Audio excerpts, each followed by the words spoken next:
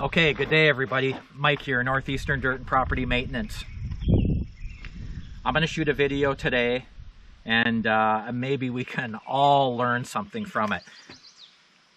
I know my learning in small business is never done because I learn something new every day. And the other day, I learned something new. Well, it's not really something new. I think it was maybe an error on my part, but I do believe that it was an error on the customer's part too, and it didn't turn out good. And sometimes they don't turn out good, but I can't help it. So I look back and I have to shake my head a little bit and wonder, wow, that didn't end very well. So I had a lawn cutting contract this year. Actually, I got a couple. And normally when I go to a job quote, we'll talk about job quotes to start. Normally when I go to a job quote, I always have this with me. I always have my binder with me, and in my binder I will keep, and the same for a lot of things, in my binder I will keep, you know, blank invoices. I will keep, I'll show you what else I keep in here. Whoa. I keep these bin rental agreements in here in this binder too. And I always thought, as the years progressed, I was pretty thorough at ironing out the bugs in my system and just trying to make it simplistic for myself and the customer so everybody understands what the job entails and what the mission is when you leave there, or when you go there, and when you do the job and when you leave. I always strive for it. And I can say with 100% honesty, I always strive to make sure that the customer's happy, because when the customer's happy, I'm happy, I get the job and I get paid, and you got a chance to get more work out of a happy customer. So anyway, oh, not this week. This week I had an unhappy customer, and in fact I got fired from the job. Well, I really didn't get fired. They just said, don't bother coming back. And I basically said, well, good, because I'm not going to come back for that price anyway. So here's what happened this week. I went to a job and I looked at a large lawn cutting job, quite large, secondary residence for these people. They live down in southern Ontario. It's a really nice place. And I like going to nice places like that and doing a good job. That's just what I strive for. So first mistake I made, I didn't have my binder. So I met with the homeowner or the cottage owner. We walked the property and I walked alongside of them and they showed me what they want cut. No trimming. They'll do that themselves when they come up. What they're trying to do is just cut down on their workload, so when they come from southern Ontario to northern Ontario, they don't have to come to a cottage and do a whole bunch of work. That's just like a lot of people. And those are the contracts you want to get. A reasonably steady lawn cutting contract, right? And so I walked the property with them and discussed what I was going to cut and what I wasn't going to cut. And in my mind, they wanted 4 areas cut. The entrance to the driveway, alongside the driveway, all the way to the road, and 2 portions of the lawn up by the house. And that's where we walked around, and that's what they pointed out.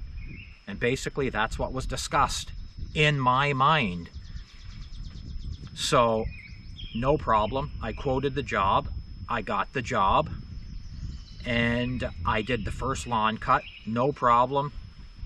They pay me by e-transfer, it's all good. And then they came up that week after I had cut the lawn, and they had went to their cottage, and they texted me and said, oh, hey Mike, you basically didn't cut the front yard of the property, and really you didn't cut the backyard either of the property. And I was like, kind of floored. I was like, well, we never discussed cutting the backyard at all. We didn't even walk over to the area. I didn't even walk with you personally behind the house on your septic system to your backyard. We didn't even discuss that area. It was not even in the discussion. I said it was on the other side of my truck. We didn't even go there. the discussion with this customer was, and I asked them, I said, well, we didn't discuss a whole yard cut. And that's another thing I should have thought about ahead of time. And I should have outright asked them, because some people, you try your hardest to be as accurate you can on the quote, and I think sometimes they're afraid to reach out to you and say, oh, I want the whole job done. I think sometimes people are afraid to say that out of fear of the price. I really do. I think that sometimes they're reserved and they hold back and they don't say anything, and you walk around and you give them a quote on the price, but something's missing. And I should have picked up on that. With my experience, I believe I should have picked up on that. What I should have said to the customer then and there was, well, do you not want the whole yard cut behind the house? The whole thing cut, period. And then when you come up, you can cut it again and you can trim it. My job was to just cut it in mid-stride so it doesn't get out of hand when I get up there. That was the goal. So anyway, they texted me back and they basically said, well, you didn't cut in front of the house and you didn't cut basically the whole property. And I'm thinking, wow, I was kind of floored. And I go, well, we didn't discuss, like I said, we did not discuss the whole property. And I said I didn't quote on the whole property. I would gladly cut it. It was a non-issue. And you know what? The price between cutting the areas that we walked around and cutting the whole property, the price was not hugely different. It was extra. And here's what I told them. I go, we did not walk around and quote the whole yard. If you want the whole yard cut, no problem. I can cut the whole yard. And I thought, that's strange that I quoted on a certain portion of the property and then they wanted the whole yard cut after they got the job quote. And I just couldn't figure it out. And it was an error on my part too, like I said, because I didn't document. And a lot of times you don't have to. But this time, with what went on there, I think, wow, I should have went around with this pen. I should have taken a couple pictures with the camera on the phone, and I should have wrote down exactly what they want. I didn't write it down, and it was basically the customer versus what I said on the job quote. That's what it come down to.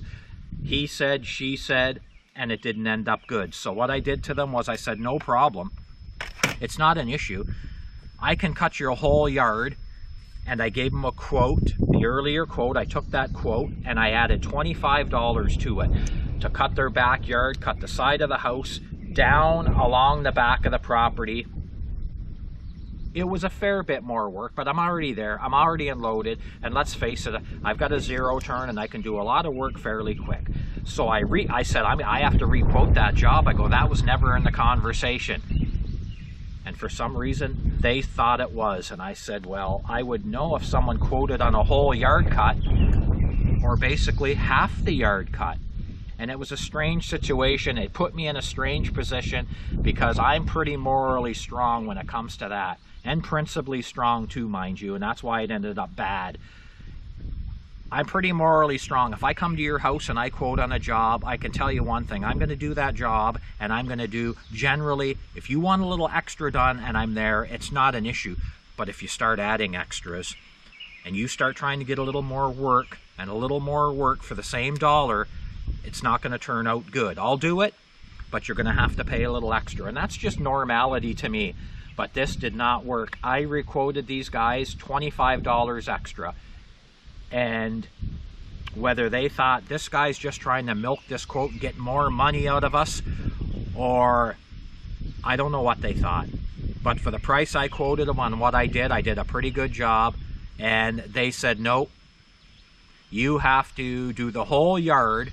Now we're coming to, you have to do the whole yard for the price you quoted. And that's what we talked about. I go, then I go, absolutely not. This is not what we quoted on. So I guess it then became them versus me. I upped the quote $25 to do the whole yard, which I thought was more than fair. I tried to keep the quote, the new requote, down a little bit. I wanted to keep the job, but I can't run my equipment around and my time and everything else on a bigger yard cut, I'm going to say I was going to be quoting about another third, 1/3 of the yard. And I kept it low. They said, no, you either do it for what you quoted or we'll find somebody else to do it. Well, that's where the principal in me came out, and I go, absolutely not. I told him, absolutely not.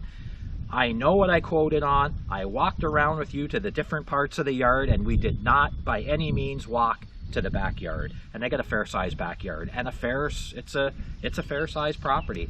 But I tried to be fair, and that's why I quoted it only at $25. So didn't work out. They said, if you can't quote it for the price that you said, then we're going to find somebody else. And I told them, well, you go ahead and you find somebody else. I said, because that wasn't the deal. So they misunderstood me, obviously, or I misunderstood them. And that is where the pen and paper comes in handy with the pictures. That was an error on my part, and I believe that was a big error on their part. But you know what? There's nothing you can do afterwards. You try and be reasonable, and I tried to be reasonable with these guys, and that's why I just bumped it up 25 bucks. And these aren't huge prices we're talking about here, people. These are good lawn cutting contracts to fill up a day during the week, so you can go from one job cutting contract to the other, so you can fill your day up. And I mean, that was my goal, but it wasn't to work for free and not to be taken advantage of either. So in the end, they said thanks, but no thanks. And in the end, I said, you know what? I can't run around for that kind of money, nor will I. I said, you'll have to find somebody else to go cut your lawn. And I just thanked them for the business. And I just said, hey, sorry, it didn't work out. Thanks for the business. That was the end of that. And they are going to call somebody else. So that's what this video was about. It kind of pissed me off. Well, it did, because normally I don't lose customers at all. It's very rare, and I try and go above and beyond to please these guys, or any customer really. And but I'm not. I feel like I would have been taken advantage of there, and that they were looking for the most work that they could get for the money. And I get it, they were looking for the most work, but not above and beyond most work. Not to take advantage of a price and say, hey, you were supposed to cut the whole yard for that money. That was never discussed. And trust me, I would remember if somebody said, cut the whole yard. Well, there's no disputing that. You can't fuck that up, really. It's pretty simplistic. If somebody says, I want the whole yard cut, well, there is no dispute. Here's the quote, there's the whole yard, go cut it. And but that's not how it worked out, and it's unfortunate. But anyway, I just thought I'd share that video with you guys today. And basically, I'm going to call the video, I got fired. Did I really get fired? Well, maybe in a way I did get fired. And to me, it's nothing to be ashamed of. It's just, you try and live and learn. And I thought over the years, I did a pretty good job on my job quotes.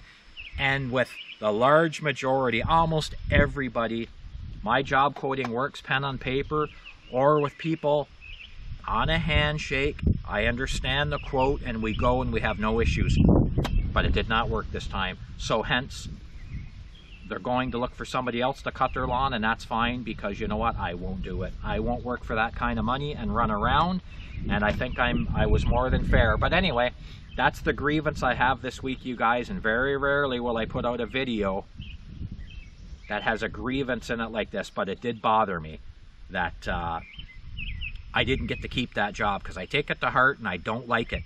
And nor any small business guy. Nobody wants to lose business. You want to promote it and expand it and keep going. But sometimes it doesn't work out. So anyway, I just thought I'd explain to you guys about something that happened to me this week. And it did bother me. But you know what?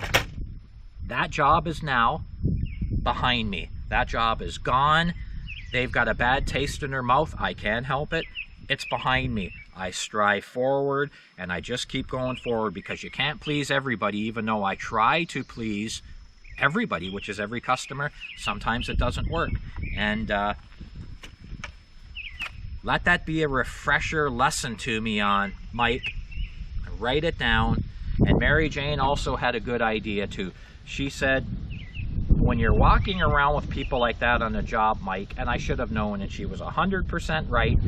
She said, let them lead you around to the areas they want cut.